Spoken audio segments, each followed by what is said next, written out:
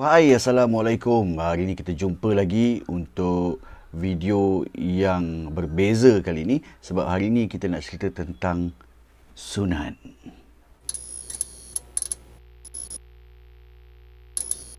Okey, hari ini adalah hari yang paling bersejarah bagi saya. Sebab untuk pertama kalinya, anak saya yang pertama dan yang kedua berkhatan ataupun kita panggil sunat lah. Sunat. So memang orang Islam semua kena sunat lah, wajib sunat tu. So hari ni cuma nak ceritakan tentang pengalaman saya dalam sebagai seorang bapa menghantar anak saya untuk berkhatan. Kita dah buat appointment dalam 2 bulan lepas lah. 2 bulan lepas.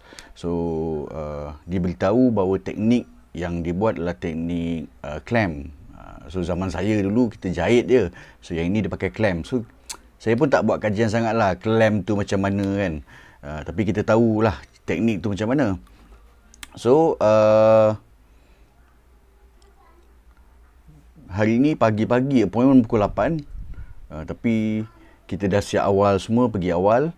Dan saya dah dalam kereta memang dah bagi tahu anak saya lah. Saya bagi tahu, saya cakap ingatkan prosesnya macam mana. Dan nanti akan ada sakit sikit. Jadi biar dia orang faham lah. Yang paling penting adalah untuk memberitahu bahawa kena selawat dalam proses tu. Sebenarnya kita pun nervous juga. Saya pun nervous juga. Takut jugalah kan. Jadi mungkin ini perkongsian ni mungkin biasa bagi tuan dan puan, tapi mungkin jadi satu tips kepada tuan dan puan dalam mengendalikan mungkin yang tak ada pengalaman untuk anak-anak berkhatan. So first thing, jangan takut-takutkan mereka, nanti kena potong semua, jangan sebut. So kena pakat dengan isteri, kena cakap benda yang positif. Sama juga kalau kita bawa jumpa orang kan, kadang-kadang orang lain ni dia nak dengki-dengki anak kita kan, nanti kena potong lah, habis lah kan, pakai gaji lah apalah. So kita just ignore dulu dan balik kita beritahu ada dia orang buat joke saja kan, benda tu tak sakit pun. Okay. So sampai saja rupanya ada yang lebih awal daripada kami. Dan the best thing adalah bila kita sampai tu, saya pun nervous, anak pun nervous. Kita tak takut tapi nervous saja. Tengah-tengah menunggu tu, budak keluar kan, badan dia besar sikit. Saya ingat dia dah besar lah, rupanya baru 8 tahun. Anak saya 11 tahun dengan 10 tahun. So tengok budak tu steady je kan, senyum dah lepas sunat. Tu saya cakap anak saya, tengok tu kan, member dah settle lah, senyum je, tak ada sakit pun. Dengar dia nangis tak? Tak pernah, tak ada dengar. Okay. So maknanya okay lah. So good vibes untuk mereka lah. Dan tiba-tiba ada satu orang lelaki bawa baby tau. Bawa baby. Saya ingat, kenapa baby ni sakit apa kan? Nurse suruh baby tu dengan bapak dia ni bawa masuk dulu. Mak dia duduk kat luar. So saya macam, Kak, kenapa Kak? Saya tanya nurse lah. Oh, baby tu nak sunat. Awak bawa keluar anak-anak lah. Takut nanti dia takut dengar. Saya kata, come on lah, baby je kan. Takkanlah nak takut. Saya kata anak saya tak apa, kita stay je. Nurse kata tak apa, bawa keluar kan. Kita tak tahu macam mana perasaan budak-budak ni. So kita ni akur dan okey lah, bawa masuk dalam kereta. Saya masuk dalam semula, saya tanyalah, baby sunat ke nurse? Ya, baby sunat. Saya cakap, awal ni baby sunat. Pada saya macam, baby kan, awal-awal sunat kan. Kita anak umur 11 tahun, 10 tahun baru nak sunat. Dia kata, memanglah bang, baby perempuan kenalah sunat awal. So saya cakap, alamak kan, lupa pula. Baby perempuan memang akan lahir dalam ada 2 minggu. Macam baby tadi tu 3 bulan. So dah sunat kan. Saya pun terlupa, macam tergelak juga kan. Kenapalah aku boleh tanya soalan tu kan, malu je. So sampai bila turn anak saya, habis settle baby tu, anak saya pun masuk yang pertama. Saya kata, abang kena masuk dulu. Baru adik. So abang masuk. Masuk dalam je, doktor tu sambil berdiri, dia welcome kami masuk. So macam biasalah, dia suruh anak saya baring. Dan kemudian dia tanya adalah nama anak. So anak saya jawab. Saya biarkan anak saya jawab. Kan? Jangan mak bapak sibuk nak jawab juga. Padahal doktor tu dia nak hilangkan nervous anak tu. Bila dia berbual dengan anak diam, kita minta anak tu cakap. Jangan kita yang jawab kan. Biar dia bercakap. Jadi anak saya pun cakap, nampaklah gugup dia tu. Dia tak berapa jelas sangat lagi pakai mask kan.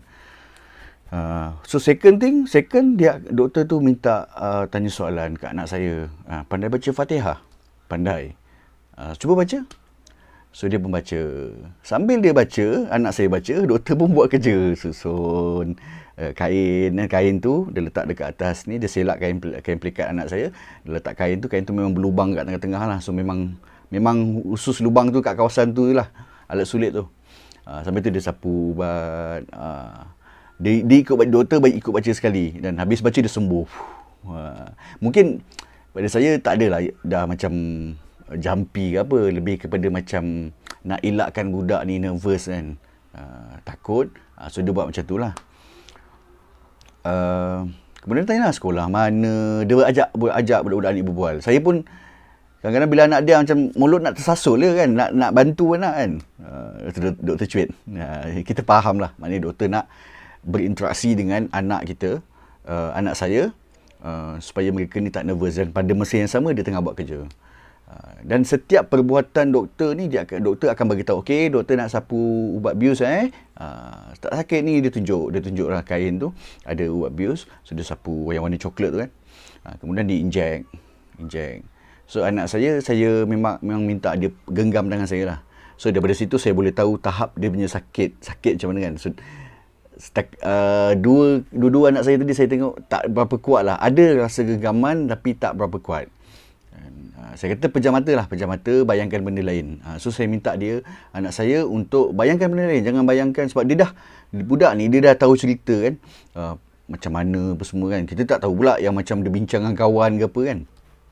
Jadi mungkin dia dah terbayang. Bila terbayang, dia akan rasa takut. Jadi kita minta dia bayangkan benda lain kan. Ajak dia berbual. Sebab kita ni makan apa? Makan burger. Okey. Jadi saya dengan doktor sama-sama berbual dengan anak saya. Berbual kan. Tapi tengah berbual tu dia, apa? Dia macam tu kan. Dia ada sakit. Okey, dah nak siap dah. Itulah dia punya kata-kata magic tu. Oh, dah nak siap dah. Tapi tak siap-siap lagi pun. Kan? Saya pun sebenarnya takut tengok darah. So, bila doktor buat tu, saya tak jeling. Doktor kata nak ambil video. Tak apa doktor. It's okay. Kan? Saya tak tengok. Saya tak sampai hati nak tengok. Sebab saya teringat dulu, masa anak saya nombor 2 tu, dia kena bronchitis masa baby. Bila masuk hospital private, doktor terpaksa masukkan tube kecil untuk sedut kahak. Sebab budak-budak baby tak pandai keluarkan kahak. Macam kita boleh batuk keluarkan kan, baby tak pandai. So dia masukkan tube tu sampai keluar darah tau tuan-tuan dan puan. Keluar darah, dia sedut tu mungkin tersentuh bahagian ni. Doktor dah bagi tahu dah, mungkin akan ada tersedut sekali, terluka sikit. Walaupun saya dah tahu, saya macam geram juga dengan doktor ni kan. Sebab kita tengok dengan anak kita melalak, baby nangis kan, dia sedut keluar kan. Jadi bila kena macam ni, satu ujian juga untuk saya lah kan. Kita takut juga, hati kita macam, doktor anak saya nangis ni. Saya dah sebelum sunat tu memang saya dah terfikir takut anak saya melalak teruk kan. Tapi alhamdulillah lah, mental kena kuat, kena bagi positive vibe kat dia. So tak lama, dalam 10 minit dah siap. So kita guna teknik clamp. So teknik clamp ni maksudnya kalau zaman dulu dia jahit. Ni dia tak jahit. Dia masukkan satu macam botol kecil tube, dia tolak benda tu. Kulit yang lebih tu dah dipotong. Sorry lah kalau saya cerita benda ni mungkin agak sensitif, tapi itu prosesnya. Jadi bila kulit tu dah dipotong, clamp, dia ada senggat lah dekat kepala tu kan.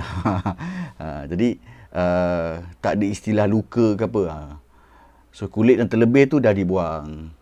Jadi tinggallah kat kepala dia tu ditutup dengan botol clamp tu.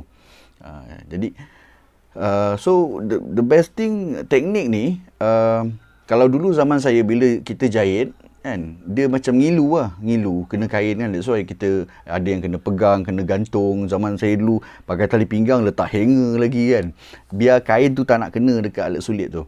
Tapi sekarang ni dengan teknik clamp ni, anak saya okey. Tak payah pakai hanger lah, tak payah gantung-gantung. Okey, steady je. Maknanya kalau dia sentuh pun, dia yang jadi kena pakai alat tu, gantung tu semua, sebab dia tak nak kena kat alat sulit tu. Dia ngilu kan, sebab dia tertutup lama kan. So ni dah balik, dah balik, doktor suruh terus makan ubat tahan sakit. Sekarang ni dah dalam 2-3 jam ni saya tengok okey lah. Walaupun dia mengadu sikit sakit kan. Makan semua okey, doktor kata. Doktor kata semua boleh makan. Cuma kita sendirilah kena berjaga-jaga, especially macam yang berminyak. Sebab apa? Dia bukan jahit. Tapi kita nak dia cepat-cepat. Sebab bila dah clamp, dia akan sapu macam, saya tak tahu lah, macam gam ke apa kan. Biar kulit tu dia melekat dekat kemaluan tu. Jadi dia akan, semula jadi dia akan melekat. Macam kita orang lama ni dia jahit. Jahit lain. Jadi nanti dalam 4 hari Jumaat, so dah boleh buka dah. So kalau nak mandi semua okey. Doktor kata boleh mandi macam biasa. Zaman saya dulu kan, takut nak mandi kan, sampai 2 hari kadang baru mandi.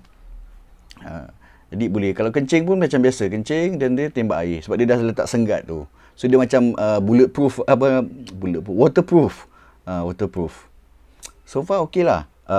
So charge tadi pun dalam seorang dalam 200. Dia berbeza lah ikut klinik. Macam adik saya buat dekat KL 280. So dia pakai laser dan jahit. So yang ini dia pakai manual kan. Nampaklah dia potong tadi kan, potong kulit tu. Ternampak kan. Dan kemudian dia clamp. So berbeza lah. Tengok, kena tanya dulu. Kadang-kadang satu kawasan tu, klinik sebelah-sebelah ni lain-lain harga kan, sebab tekniknya berbeza. Dan klinik ni saya pergi tadi, klinik Kamal di Tampoi, di sebelah dengan kompleks Muhammad Rahmat di Tampoi. Dan memang orang sebut doktor ni bagus lah. So far pun saya tengok bagus. Bila habis sunat tu, anak saya turun, doktor kata okey dah salam. Kan, anak saya salam doktor tu, doktor siap bagi duit raya lagi. Bagi. Seorang RM10. Dia letak dalam sampul ubat tu, ada duit raya RM10. So basically kita bayar dalam 190 saja sebenarnya. Dan memang doktor ni bagus lah pada saya. So recommended, tuan dan puan yang berada di Johor Bahru, kalau nak hantar anak bersunat, boleh pergi ke klinik Kamal di sebelah kompleks Muhammad Rahmat di Tampoi. Dia dekat bawah flyover tu. Okey. So itu saja perkongsian saya untuk kali ni. Doktor siap cakap balik ni bagi anak-anak baring tidur kan, awak dah boleh buat kerja awak dah. Tak perlu risau. Tak perlu risau. Setakat ni pun saya tak ada dengar lagi lah anak saya menangis. Cuma dia sikit lah. Sebab bius tu dah hilang. Okey. So itu saja kepada anda semua. Kita akan jumpa lagi di video yang selanjutnya. Tuan dan puan, kalau ada pengalaman juga kan, hantar anak bersunat ke apa, kalau ada pengalaman yang menarik, ada tips lain, letak di bahagian komen. Alright, so jumpa lagi. Assalamualaikum warahmatullahi wabarakatuh. Bye.